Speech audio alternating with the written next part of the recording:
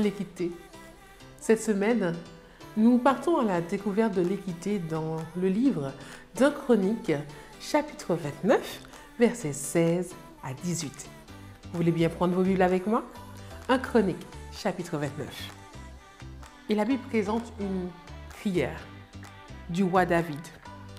Et qui dit dans cet extrait, « Éternel notre Dieu, c'est de ta main que viennent toutes ces richesses que nous avons préparées pour te bâtir une maison. À toi, à ton Saint-Nom, c'est à toi que tout t'appartient. Je sais, ô mon Dieu, que tu sondes le cœur, que tu aimes la droiture. Aussi, je t'ai fait toutes ces offrandes volontaires dans la droiture de mon cœur.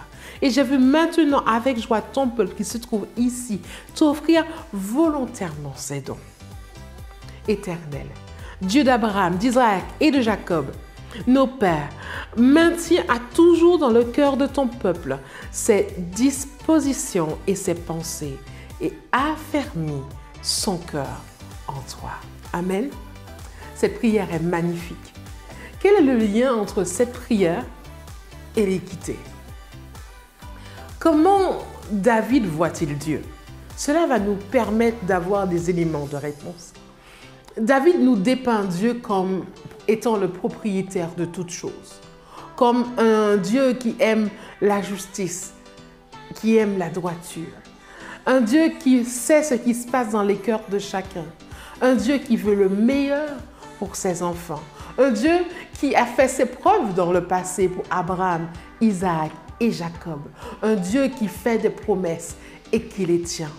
Mais le mot-clé qui se répète dans ce passage semble être le mot droiture.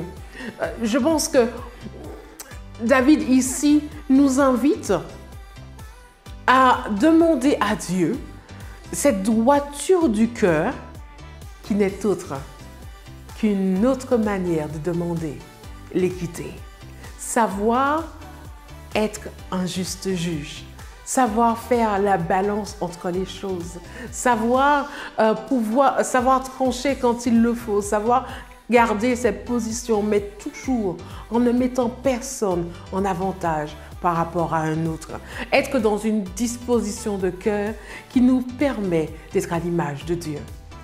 Je vous invite durant cette semaine à réfléchir sur ce passage, verset après verset, et à demander à Dieu de vous donner cette droiture du cœur.